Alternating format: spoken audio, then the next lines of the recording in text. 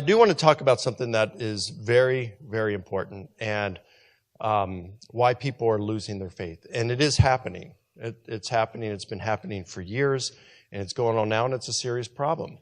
And for those of you who are parents and grandparents, and you have kids that are high school and that are going into college or around that age, this will especially be something that you'll want to pay attention to, because the statistics are alarming, and you want to make it so that your child, your grandchild, avoids becoming a statistic.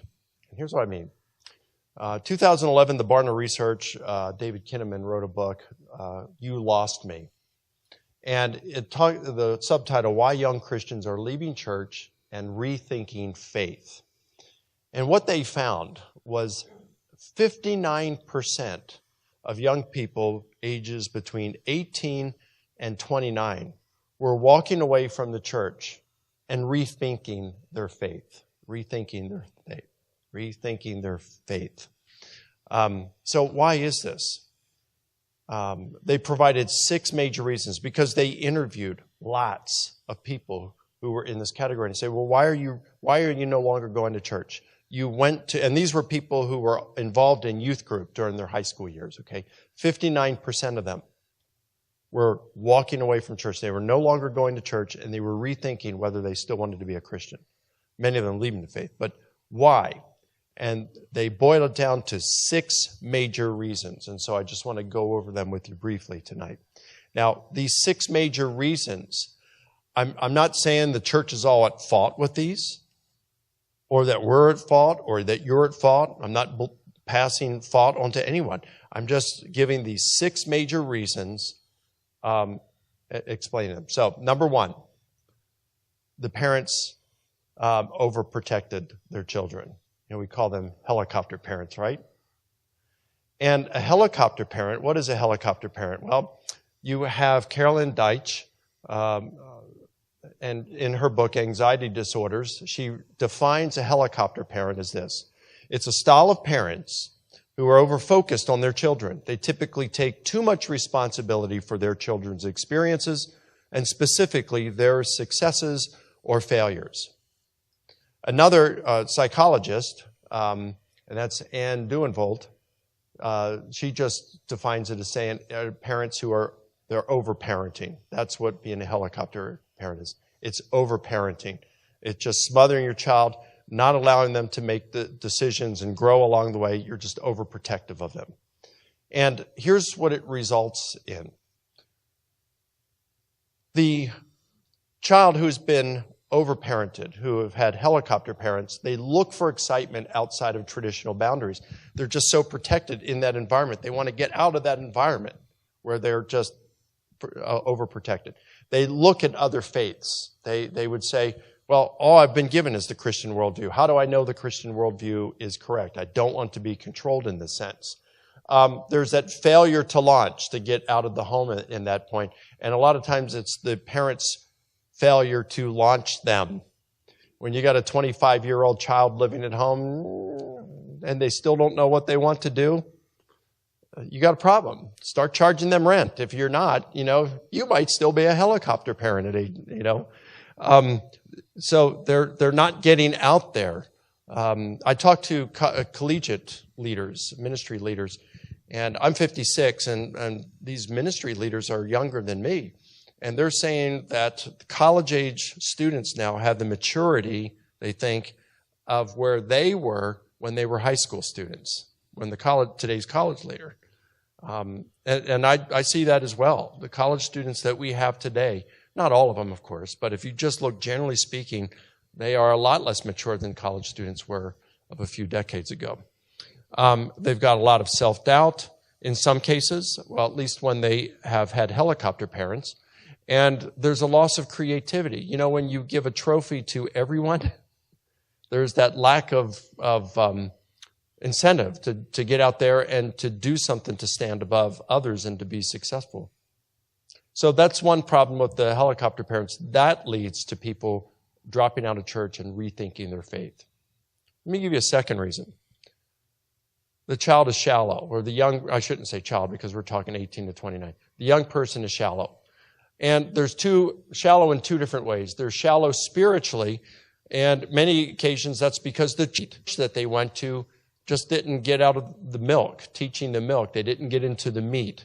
They didn't give a lot of good teaching and challenged people into maturity. So they were never able to get to that point where they could understand their faith and why they believed certain things, at least explain the things that they believe. So they went to a shallow church, so they have shallow spiritual lives.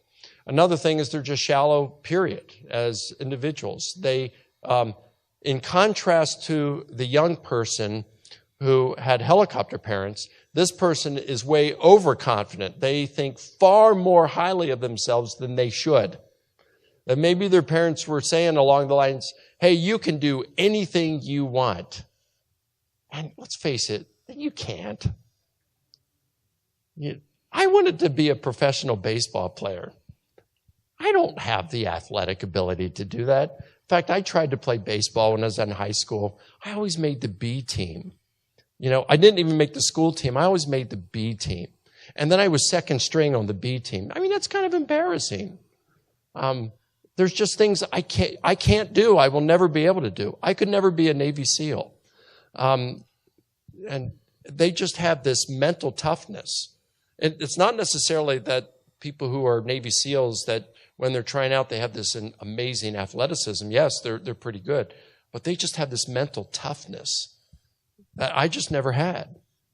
And some of the things, you just have to have natural abilities in certain areas, whether it's intellectual or physical, in order to do things. And I could never be a model. So there's things that we just can't do, but some are just shallow. They think way more highly of themselves than they should. In fact, when they were doing research behind this book, they were talking to these young people, and they came across this one 17-year-old, and they were just this overconfidence, and they said to the 17-year-old, well, what are your life goals? And here's what the 17-year-old said. I don't know. I'm really good at a lot of things. I'm also really interested in a lot of things. I'm thinking of starting a college. I feel I have a lot to teach others about many subjects. 17. So they have this overconfidence, okay? Let me give you another. Repressive. Now, I'm not saying what I'm saying, they think that Christianity is a repressive religion. And it's usually because of the morals involved. They say, you guys, you think back in the 50s and the 60s, and there was Ricky and Lucy Ricardo. They even had separate beds. And you guys can't even talk about LGBTs at your church. In fact, it's just wrong. And you don't, talk about whether a person could be born with certain same-sex inclinations. Or what about those rare cases where people have sexual organs for both genders? And what do you do with things like this? And I mean, some of these are tough questions. And a lot of times the church just wants to ignore these things and not tackle them. And so they fault the church for that. They say, you guys are sexually repressive and you're so rejecting. You won't accept the LGBTs and things like this. So again, I'm not saying right or wrong or any of these things. I'm just giving the 6 major reasons why they're walking away from church and rethinking their faith. Number 4, anti-science. They think that Christianity goes against science. You've got science and you've got religion, and they are in conflict with one another. And they have this impression that they're in conflict with one another. And of course, this is just simply mistaken. It's a misunderstanding. There we go. And this misunderstanding, it's not just amongst young people, but it's among a lot of older people as well, even faculty members. There was some study done that was released in 2007 by the Institute for Jewish and Community Research by 2 Jewish researchers. And they wanted to see the faculty bias against students. They were actually most interested to see if there was anti-Semitism against students. What were the cool and unfavorable feelings toward Jewish students? And so what they did was they surveyed 1,269 faculty members interviewed them from 712 colleges and universities across the United States. And they found, you know how many of these faculty members had unfavorable feelings toward Jews? 3%. I said, well, that's pretty good. That's not bad. You know what percentage it was toward evangelical Christians? 53%. Want to know what it was against Muslims? Unfavorable feelings to Muslims? 33%. The unfavorable feelings toward evangelicals outdistanced everyone by a significant margin. These faculty members. And these Jewish researchers found that there was discrimination and bias, outright bias against Christian students and even against faculty members, Christian faculty members, who were being denied tenure because of the bias and discrimination against them. It happens. So we have these things, and it's a lot of this, they see this conflict between science and religion. But this is a false dichotomy. Arno Penzias was one of the two Bell Lab scientists who I think it was 1964, discovered a blanket of microwave radiation in the center of our universe. And from that point, the universe was expanding. And this was evidence that seems to confirm the Big Bang, that it happened a long time ago. Well, of course, when this evidence, and they won the Nobel Prize as a result. Penzias is not a Christian. Well, a lot would say, well, we know God didn't create it. It was natural through the Big Bang. But then as science, they learn more and more and more about the universe. The Big Bang actually seems to confirm creation. And Penzias, one of the two guys that discovered this radiation, here's what he says. And remember, he's not a Christian. He says, astronomy leads us to a unique event, a universe which was created out of nothing and delicately balanced to provide exactly the conditions required to support life. In the absence of an absurdly improbable accident, the observations of modern science seem to suggest an underlying, one might say, supernatural plan. Pretty cool. The Big Bang seems to confirm the creation event. And then you've got Francis Crick. He was an agnostic, bordering on atheism, and he was one of the two guys who discovered the DNA molecule. And not all scientists have seen DNA, but he has. He was one of the guys that discovered it. And here's what he said. He teamed up with the late Carl Sagan, who was an atheist astronomer. And anyway, Crick said this, an honest man, armed with all the knowledge available to us now, could only state that in some sense, the origin of life appears at the moment to be almost a miracle. So many are the conditions which would have to be satisfied to get it going. We say, well, how would Crick, who is an agnostic, who had discovered DNA, so if he can say it's so complex that it appears that it was a miracle to get things going, how does he explain the origin of life? So he and Sagan gets together. They estimated it's so improbable by natural causes, the chances given a 4.5 billion year old Earth of life evolving by chance here on this Earth is 1 chance in 10 to the 2 billion said power. Now that's just a number that's just inconceivable. If you said 10 to the second power, that's 100. 10 to the third power, you just add a 0 for each of those. And that multiplies that number tenfold. So 10 to the fourth power, you just add one more 0. Now it's 1 chance in 10,000. So we're talking about a 1 followed by 2 billion zeros. Each of those zeros multiplying the previous number tenfold. I mean, that's just inconceivable. You say, well, if that's the case, how do Crick and Sagan account for the existence of life on Earth? Well, they came up with a hypothesis called directed panspermia. And what directed panspermia said that a few billion years ago, there was life on another planet, and they knew they were facing extinction. And so they built a spaceship to move that to a primitive Earth. But then they realized it would take too long to get to the Earth and nobody could make the trip.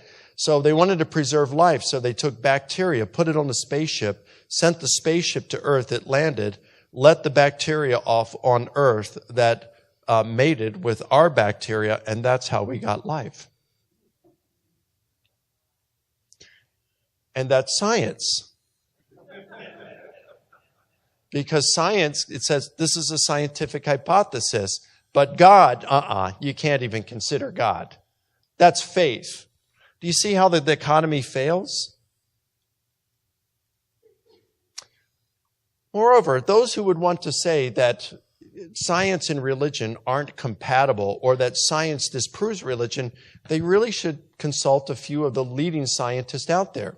For example, George Ellis of the University of Cape Town has been called knowing more about cosmology than anyone, including Stephen Hawking. And then you've got Christopher Isham of the Imperial College of Science and Technology in London, who is, in some estimations, known as Britain's leading quantum cosmologist. That's a cosmologist who studies the cosmos, not a cosmetologist. Okay. And then you've got Francisco Ayala, who's one of the leading evolutionary biologists in the world. You have Alan Sandage, probably the greatest living astronomer today. You have Francis Collins, former head of William Phillips, the Nobel Prize winner in physics, and Francis Collins, former head of the Human Genome Project. Now, you know what all of these scientists, these leading scientists, have in common? They're Christians, and they see no conflict whatsoever between science and religion. Now, there's conflicts between some scientific interpretations and religion. But there's no conflict between science itself and religion. And we need to kind of pass along and impart this information to our young folks. So it dispels this major reason why they're walking away from the church. A fifth reason is they say that Christianity is just too exclusive. It's intolerant because Christians say that Jesus is the only way. You've got to be a Christian in order to get to heaven. And that just seems intolerant. I mean, now I was on a campus, I forgot what university campus it was, but it was in Texas. It was one of the University of Texas campuses. And I gave a lecture on the resurrection of Jesus, and it was during a Q&A, and a female student said, hey, don't you think that's kind of intolerant? I mean, you're saying Jesus rose from the dead and therefore we can know Christianity is true. But if you're saying Christianity is true, doesn't that mean other religions are false? And I said, yeah, sure.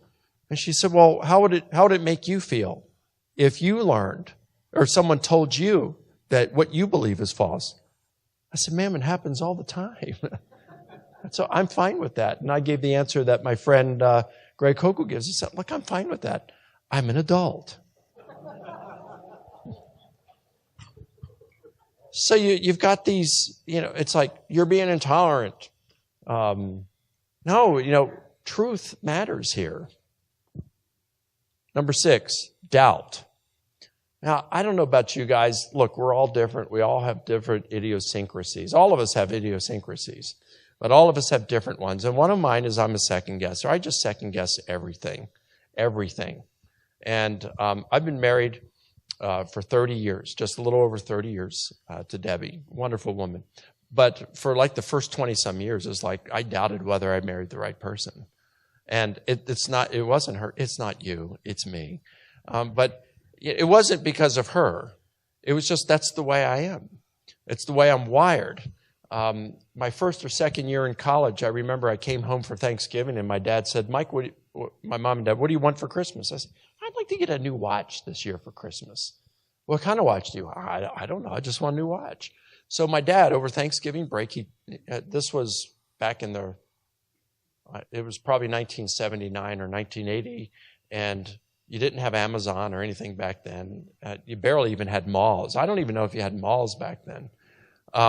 So he took me to downtown Baltimore, and there was this jewelry store down there. And he says, well, go ahead and pick a watch. Just make sure, keep it under $100 or around $100 or something. And so I'm looking around, and it got down to 2 watches, and it was almost impossible for me to choose the 2. It probably took me 20 minutes. And even today, my wife doesn't like to go shopping with me. I mean, it's like, I hate that about me, okay? But it's just one of those things. And if I'm going to second guess something as silly as a watch, well, I'm going to do that with something as important as my faith. And one way I've started to put it over the last year, look, I've really studied this thing. I've studied a lot of the different religions. I want to follow the truth. Even if it pointed away from Christianity, I would want to give up Christianity and follow it, because truth matters to me. And if another religion was true, I'd want to follow that religion. Why? Because it's eternity involved. I don't want to just stay with Christianity because that's the way I was raised. I want to believe the truth. If eternity could be in the balance, I want to know what the truth is. So, yeah, I've looked at this stuff. I've had 26 debates with atheists, agnostics, Muslims, etc., public debates with this. I used to pray before these debates, weeks, months in advance. God, if I'm wrong, please show me. I don't care if you have to humiliate me. I want to know, and I want to follow truth. If eternity is on the line, this is really important to me. And the more I've debated atheists and non-believers on this, the more convinced I've become of the resurrection. They just don't have anything that's worthy of consideration in response to the resurrection. I don't think there are any good explanations other than the resurrection for the data. But the way I still doubt at times. Yes, I even still doubt at times. Why? And the way I like to start putting it over this last year is, here I got this stage has some planks in it, okay? So here's one here, and it looks like it's 3 feet wide, and here's another one, and this is probably 3.5, 4 feet wide. So here you got, let's call it 7 feet from here to here. Now, if you said just stay on these planks, you can walk across the stage, no problem. I could walk backwards. I could jog backwards. I could promise you I can do some cartwheels on here, no problem. But if you took these planks 7 feet wide and stretched them across between 2 skyscrapers, I'm going to worry. Now, I know I can walk across them, but I come out here to the edge and I look over and it's 1,000 feet down.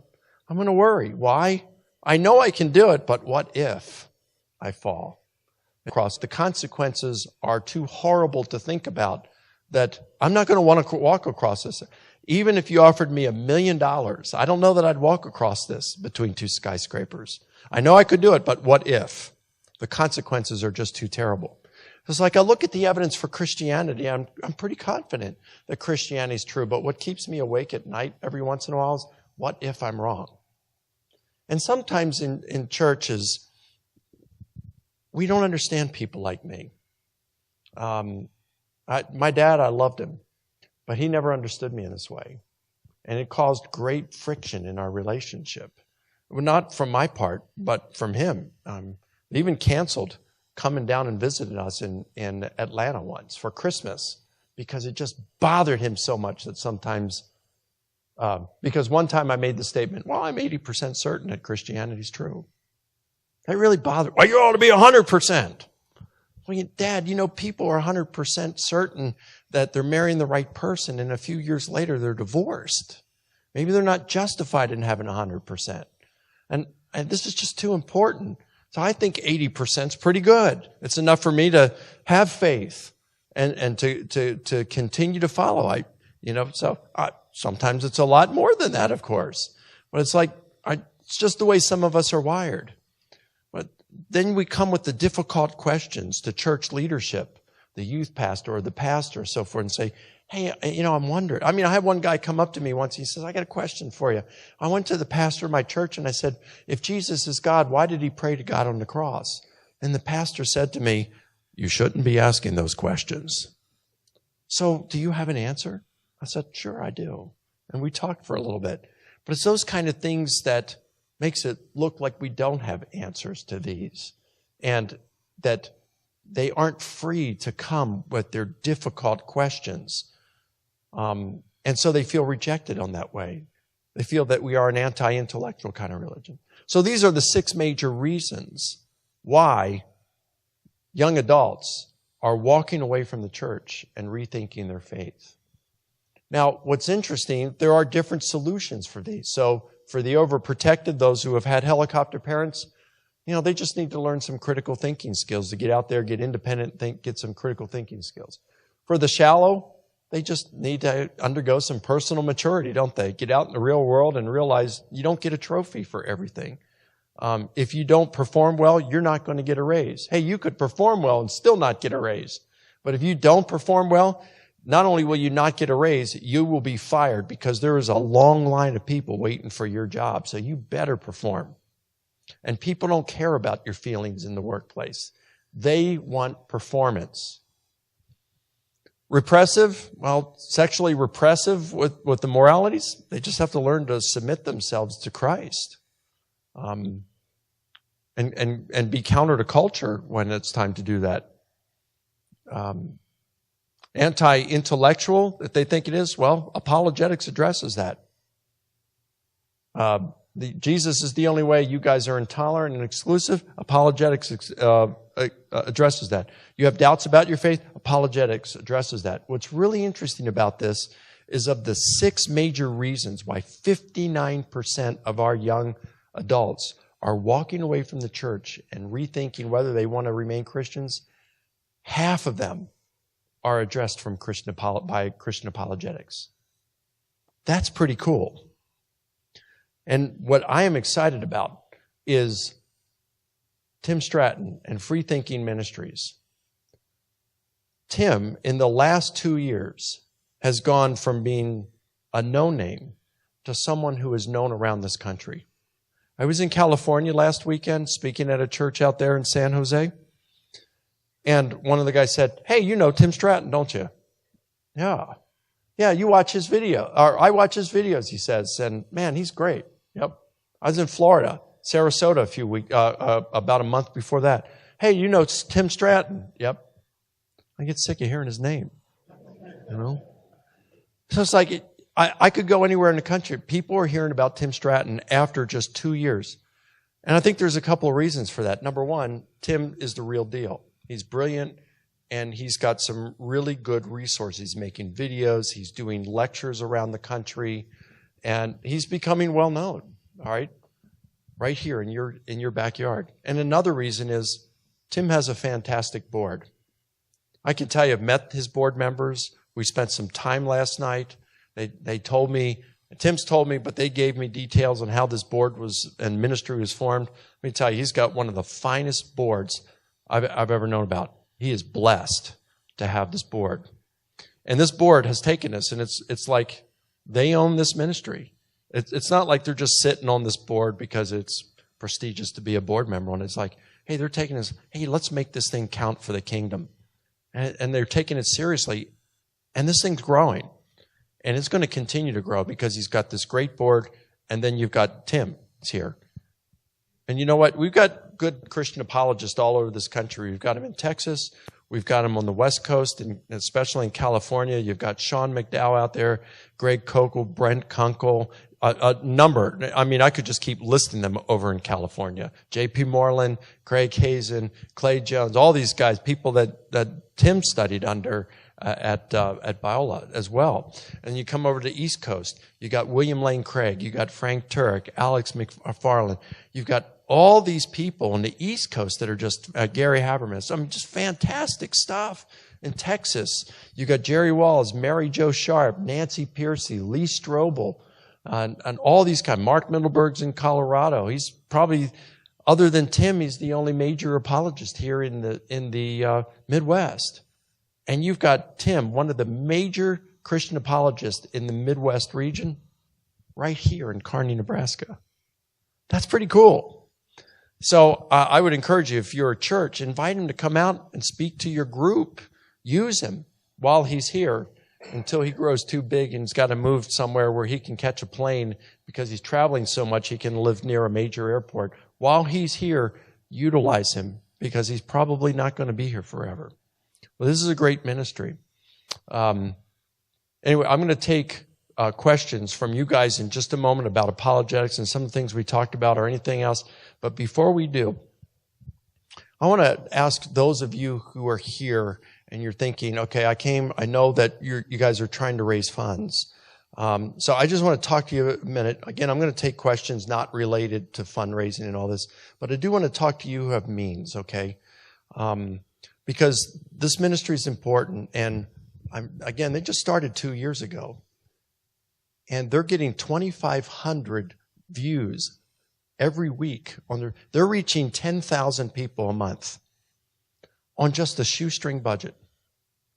And they get more budget, they can reach even more people. They can promote things on social media. They can bring in some part-time workers and do some things.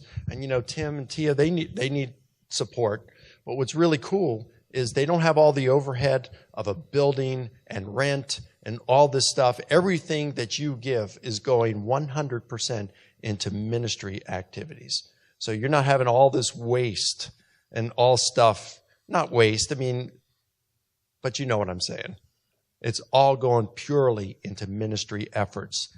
And I can tell you, even $25 a month can make a big difference. So I want you to just think for a moment, okay? And this is not a hard sell or anything, but there are some of you here who say, you know what, I can't give a whole lot, but I can give on a monthly basis. And what I want to ask, what I found helps with our ministry, I said to our donors, look, if you want to give, we would love for you to give and partner with us, because we can't do it without your partnership. And look, God doesn't need us. He doesn't need me. He doesn't need Tim. But he uses each of us for our various gifts. And those like Tim, he is no more important in vital in the ministry as a person who gives $25 a month. Now, it'd be harder to replace Tim than it would be someone who gives $25 a month. But without enough of the $25, $50 a month people, Tim can't do what he needs to do. It's a team effort. And so what I encourage my donors to do, and what I would encourage you who are considering giving to Tim's ministry, is think about an amount right now that you could give to Freethinking Ministries. You're a 501c3, right? So, okay, so he's on the board and he's a CPA. All donations tax deductible is allowable by law. Okay, yes. Think of an amount that you could give on a monthly basis that you will not miss. Not a sacrificial giving, but something you could give that you will not miss. There's a number that you know right now. You know what your budget is. What could you give that you won't miss every month? And the reason I say that is because Tim and Tia, you don't want to pay your rent just when the money comes in, right? You want to be able to pay it every month, or the mortgage every month. Well, they have to pay their mortgage every month. So something that you can give consistently every month, okay, that won't stretch you, but you can give comfortably. Think about that number. And if you want to give monthly, write that down on that card. And then some of you would say, well, I don't know if I want to be committed to it, but I know I could at least give once. I'm not saying I won't give in the future, but I'll give once to help out here and to build up kind of a reserve there. Now think about a number there that you could give and put that on. There's a card on your table, and you write that on that card so that they can get an idea. Maybe at the end, give it to Mike over here and on this middle table, and just stick it on the table so that they can get an idea of maybe how much more funds they might be getting. And then there are some of you who have great means. You're able to cut a check for 10 grand. That could mean a lot to Tim and Tia. That could mean a whole lot to this ministry. It may not be a lot for you, but it will mean a lot to that ministry. Some of you could cut a check for $500 a month, and it means nothing to you.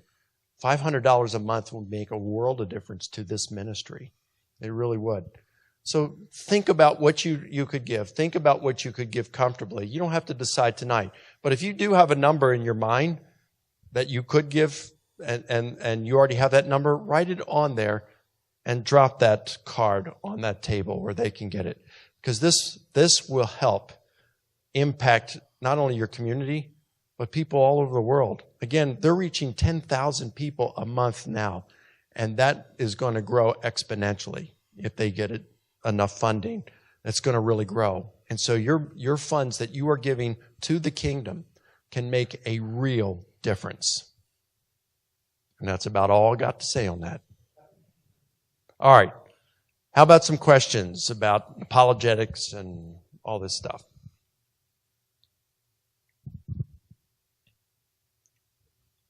Left you speechless, huh?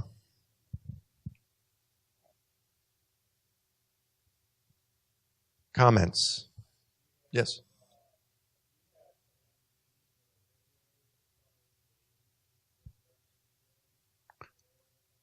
Do I have DVDs of the debates in which I've been engaged? I used to have most of the debates on DVDs, but now everything is posted online. So you can go to my website, risenjesus.com, and almost all the debates are on my website, and they're posted on YouTube and Vimeo. What's that? YouTube? What? Yeah. So that's where you can see my debates and a number of lectures and articles. I'd also like to point you toward. Oh, I think I turned it off. Sorry about that. Freethinkingministries.com, because Tim has a lot of resources on there. He's got videos and he's got blogs and articles, and a lot of that can be very helpful to you as well.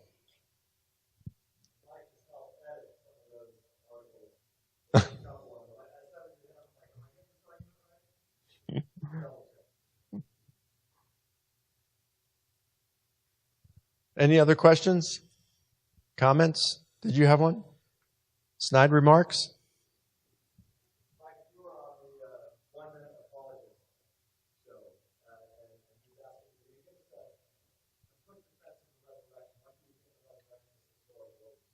All right, so I got 1 minute to give a defense of the resurrection, okay?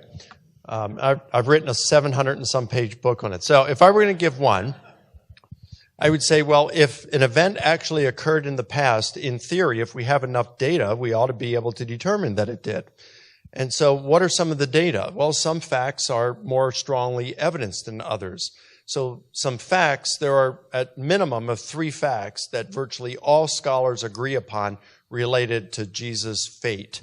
And when I say virtually all, they virtually all agree on these, whether they're Christian, liberal or conservative Christian, agnostic, Jewish, atheists, historians. And they agree that Jesus died by crucifixion, that shortly after his death, the number of his followers had experiences that they were persuaded were appearances of the risen Jesus to them, that these experiences occurred in both individual and in group settings, and there was at least one skeptic named Paul who was persecuting the church, and he converted to become a Christian when he had an experience he believed he was an appearance of the risen Jesus. Again, that's not to say that it was the risen Jesus, because the atheists and agnostics and Jewish historians don't grant that, but they do grant that they had experiences they were convinced were the risen Jesus appearing to them. So historians, what they have to do then is they take these facts, historical bedrock, that virtually everyone agrees upon because the evidence for them is so good. And then you form hypotheses to explain these facts. And then the hypothesis that best accounts for these facts is regarded as what probably occurred. That's how history works. When I say regarded as what probably occurred, the reason you don't go further than that is because historians can't get into a time machine and return to the past and verify their conclusions. So there are varying degrees of probability or of historical certainty. So that's what you look at, and you assess these hypotheses with how well they explain the facts. And when you do that, the resurrection hypothesis accounts for all those facts far better than any competing hypothesis. And therefore, the resurrection hypothesis is a description of what probably occurred. Now, maybe that's 2 minutes, but... and then, of course, all that you can unpack. But, yeah, that's how I would argue in 1 to 2 minutes about the resurrection.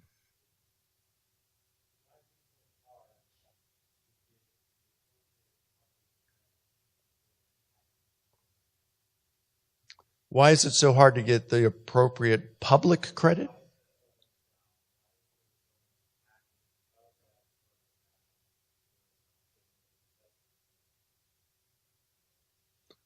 Well, it is generally accepted. That's not the conclusion, but why isn't the conclusion?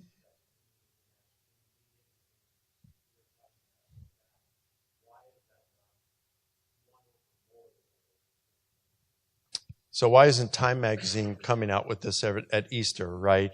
Or why isn't CNN doing a special on the resurrection of Jesus and showing how the evidence really supports it? Oh, it gets very frustrating, or when they have a program on there and most of the scholars they invite are skeptics, that gets really frustrating. I recognize when Jesus says, don't be surprised if the world hates you because they hated me first because I exposed their evil deeds. And I think everybody, it doesn't matter whether you're a progressive or a conservative politically or whatever. We all know there's a culture war going on in this country, and it's so polarizing. And Jesus is that polarizing figure as well. I had a debate with an atheist philosopher at Ohio State University this past February at the end of the month, and it was, he came out during the Q&A thing, and he said, look, basically, this is important because Christians are having an impact on our society. The whole thing about same-sex marriage and everything, if it weren't for the Christians, there wouldn't really have been any kind of a push not to approve of same-sex marriage. So you think about it, if you're an atheist in this country, Christians are holding culture back, would be the view. And I responded that way, and I said, but if Jesus rose from the dead, Christianity's true. And so it's not us holding the culture back from progressing forward. We're holding culture back from going off a moral cliff is what we're doing. Because these things would be morally wrong. And we're stating this. And we realize that this is not popular. We realize that we're taking a countercultural view. And we realize that our culture isn't going to like us for this. And look, the news media, I think we all know the news media is quite biased against Christianity, the mainstream media for the most part. So I don't expect that this is going to be on there, but that doesn't change the facts. Facts, as John Adams said, are stubborn things. Yes. Can I get in touch with someone at CNN in a top position? I mean, I don't know. I haven't tried. It's not my thing. If they want to come to me, I'll go on, but that's not my thing. And I'm not going to talk about the moral issues.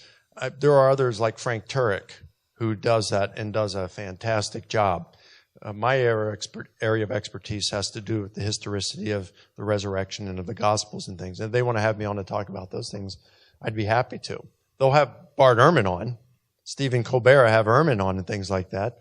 I'll go on a show if he invites me, but I don't want to push myself on that. Yes, sir. And so the question is, what did I study in undergrad and what led me into apologetics and history and philosophy, things like that? I was a music major in undergrad. I played saxophone. I was planning on being a professional musician. And so when I went to grad school, by that time, I enrolled and got into a master's degree in New Testament on probation because my grades weren't that good in undergrad. But I wanted to focus on New Testament Greek so I could read the New Testament in its original language. And I just aced all my Greek classes and did pretty well in my master's, my graduate work. But toward the end of that, I started to doubt my faith and have doubts and think, well, I was raised in a Christian family. I didn't have helicopter parents, but it's like I'm raised in a Christian family. It's the only thing I'd ever been exposed to. And I had been praying an hour to 2 hours a day for several years. I'd been reading the scriptures for an hour to 2 hours a day for several years. But then I got thinking, I've got this confidence, I've got this relationship with Christ. But don't Mormons and Jehovah's Witnesses and people of other religions have the same kind of confidence? How do I know that what I believe is true rather than I've just convinced and brainwashed myself into this? And that led to doubts. And Gary Habermas, I never had him for a class, but he was a professor there, and someone recommended that I go talk to him. And I did, and I went in his office, and he really helped me. And So then after I finished grad school, I went back to Baltimore, home, and got a job and stuff. And then I'd start sharing my faith with others. And then I'd get objections and I didn't know how to answer them. And I'd call Gary Habermas. They didn't have email back then. So I'd call him and he'd be, oh, it's Mike again, you know. And I mean, it's just, I'm a Christian today because of Gary Habermas. He saved my faith and worked with me through these periods of doubt. And so, I mean, he really helped. And that got me involved. But it was my constant. I needed to get answers. And I didn't want just pat answers. I hated pat answers. I needed authentic answers. Look, I'm a picky eater. I'm a real picky. I hate that about myself, but I am. And when I was really young, I mean, I hardly ate anything. And it really frustrated my mom. And she said, well, what about all those starving people in Africa? And I said, I feel sorry for them. Let's pack up this food and send it over to them, you know. But those kind of pat answers. Or back in the 70s, there was that famous poem from Jonathan Livingston Seagull that came out. If you love something, set it free. If it comes back to you, it's yours. If it doesn't, it never was, right? And I hated that because I never got the girl. So I came up with an alternative. If you love something, set it free. If it comes back to you, it's yours. If it doesn't, hunt it down and shoot it. You know, just teasing, of course. But that's what got me involved. I needed authentic answers, and it just caused me to dig deeply. And when I did my PhD, look, when I was in grad school, writing a 20-page double-spaced paper with a few footnotes was a nightmare. When I did my doctoral dissertation, I was so obsessed with getting to the bottom line and answers. It ended up being more than 500 pages, single-spaced, and over 2,000 footnotes. It was 4 times the size of an average doctoral dissertation. Finally, my doctoral supervisor said, Mike, it's time to wrap this up. So that's what got me involved in apologetics. And that's why I debated, because I wanted to throw my ideas out there, my case for the resurrection, past some of the brightest. I didn't go for the little people. I went for the tough guys out there, you know, the biggies, the respected scholars for the most part, to see what they would say. And as I debated them, my faith just increased. Okay, so the question is that many will say that Matthew, Mark, and Luke are earlier gospels, and they're very similar, and they are regarded typically as being more historically reliable than the Gospel of John. John presents things quite differently. John's later, and the Christology in John, the view of Jesus in John, seems to be a whole lot clearer that he's God, whereas they'll say, well, in Mark, it never says that Jesus is God, but in John it does. So evolution, of a theological evolution has taken place in between. To me, I think that's easy to answer. I'm getting ready, and it's made an article for publication just now, and it's about did Jesus think he was God? And it's an expanded version. If you want to see where it started with a debate against Yale New Testament scholar Dale Martin. That happened in 2012 up in Canada. I debated him on did Jesus think he was God, and you can see that on my website, risenjesus.com, if you're interested. So, but in there, I talk about how, look, before any of the Gospels were written, you got Paul, and Paul clearly says Jesus is God. In Philippians chapter 2, in Romans chapter 10, verses 9 and 13, where he attributes these things to God, to Jesus. And, I talk about those things. But then I talk about Mark. When you understand Mark as an ancient biography and what ancient biographies did, I mean, it's really cool. I just published a book on ancient biography and why there are differences in the Gospels. And I explain that in there. So the purpose of ancient biography is to illuminate the character. Plutarch talks about this in chapter 1 of his Life of Alexander the Great. And so everything in a biography is to illuminate who that person is, the character is, and, what kind of thing they're made of. And so when you keep that in mind and you come to the Gospels, how does the Gospel of Mark start off? As Isaiah the prophet said, the voice of one crying in the wilderness, prepare the way of the Lord, make straight the paths of our God. Well, then it's not Jesus coming in to announce the path of God. It's John the Baptist coming in to announce Jesus. Well, what does that say from the very beginning about who Jesus is? That's chapter 1. That's how it starts off. Chapter 2, you've got Jesus who tells a paralytic, your sins are forgiven, and then he heals him. And the Jewish leaders say, well, that's blasphemy. Only God can forgive sins. Yep. And then, chapter 3, you got Jesus sleeping in the boat when the waves are coming up. And they get him up and they say, don't you care? We're perishing. And he speaks the word and the wind and the waves stop. Well, the Old Testament says only God calms the waves. And then chapter 4 comes up. And then you've got, I think it's in chapter 4 where Jesus is casting out demons and they say, Satan is casting out Satan here. And Jesus says, well, how can that be? Because it's like a strong man who owns a house and you want to break into his house. You got to first bind the strong man and then you can plunder all his house. And what Jesus is saying there is when he is doing exorcisms, he is binding Satan and now he's plundering his kingdom. Well, what human binds Satan? And then in chapter 6, he walks on water. Well, Job chapter 9 says only God walks on water. And on and on and on. That's 6. You get chapter 9. You got Jesus come down from the transfiguration. His disciples are trying to cast out a demon. They can't do it. Jesus comes up and speaks the word. The demon's gone. Later they say, why couldn't we do that? And he says, well, this guy only comes out by prayer. He didn't pray. So it's all over the whole Gospel of Mark. When you look at Jesus' deeds and what he's doing stuff that only God can do. So Mark, when you read as an ancient biography through the lenses of what an ancient would look at, Mark is saying Jesus is God. Most scholars don't understand that, though, because they don't look at the genre of these things. So, the Gospels are crystal clear on these things. But what John does, John paraphrases a lot. If we want to know the exact words of Jesus or the closest to it, you go to Matthew, Mark, and Luke. John, in some sense, is like the Message version. Okay, so if you have a paraphrase, that's kind of what the Gospel of John is to Matthew, Mark, and Luke. Now, what's cool is the author of John was an eyewitness. He was a disciple of Jesus, so it's still reliable stuff. But he's pretty much paraphrasing Jesus in these things and bringing out the theology of Jesus' statement clearer than what Matthew and Mark and Luke do. And when we understand that that is what John is doing, well, then he's not so problematic. He's just coming at it from a different angle.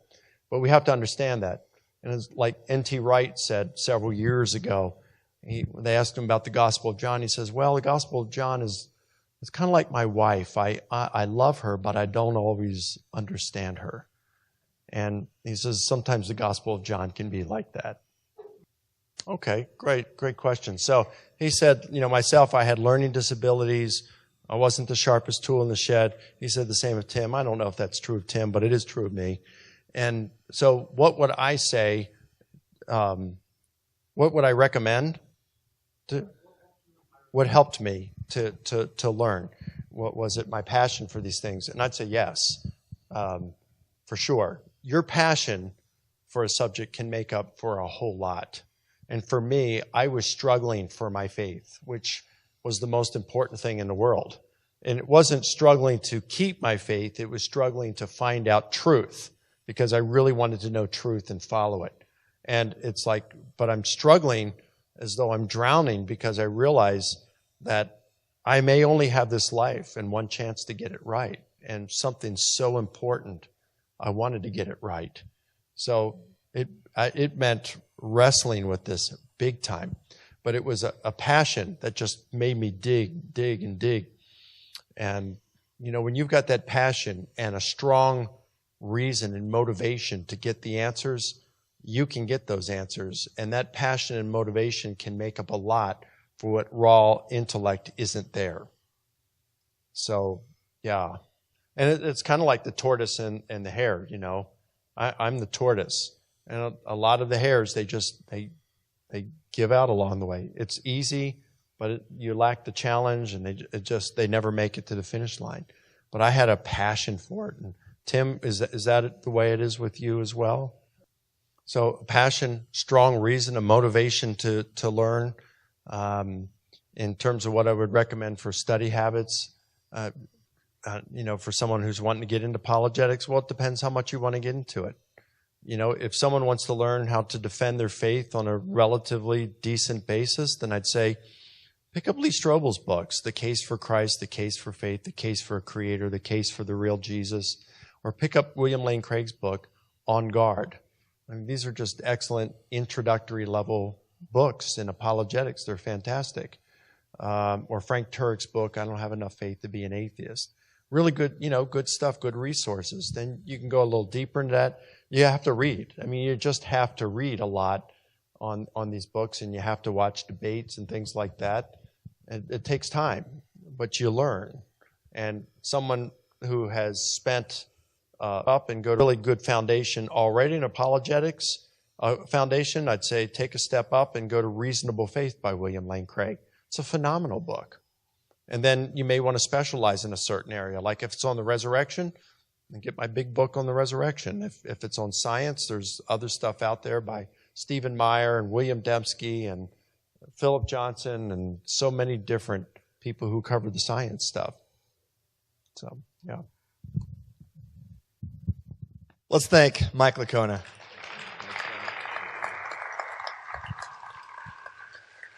I don't know about you, but these nights, I don't want to go home when I start hearing Q&A sessions like this.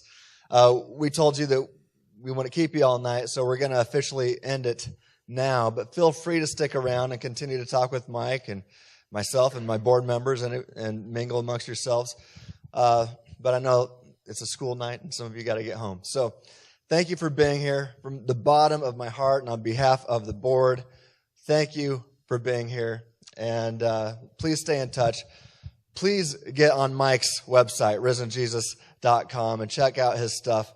Buy his books and use his debates. And he's got quick, short little videos too. When you know somebody that is struggling in their faith, I use his stuff all the time. And I'll say, hey, your doubt in Christianity is true. Check out this quick video. We try to do the same thing at Freethinking Ministries. We want to equip and strengthen the faith of the believers within the church while lovingly challenging the blind faith of the atheists outside of the church. So thank you again for being here. Let me pray and I'll dismiss. Heavenly Father, I just want to thank you for how you're moving in the lives of people here in Kearney, Nebraska. And Lord, how you're moving and using men like Mike Licona and so many others that are striving to explain why Christianity is true. Lord, we see our culture going in a wrong direction right now. Lord, you have the words of life. And God, we want to communicate truth. And this is a different culture that we live in today. It's changed drastically in my lifetime. God, I pray that you would help everybody here speak truth, understand what they believe and why they believe it, and that you would help each one of us here lovingly share truth in this confused culture today. God, we pray that you would be glorified in our lives and that you would use each and every person here in a powerful way for your glory. In Jesus' name, amen. Thanks again, everybody.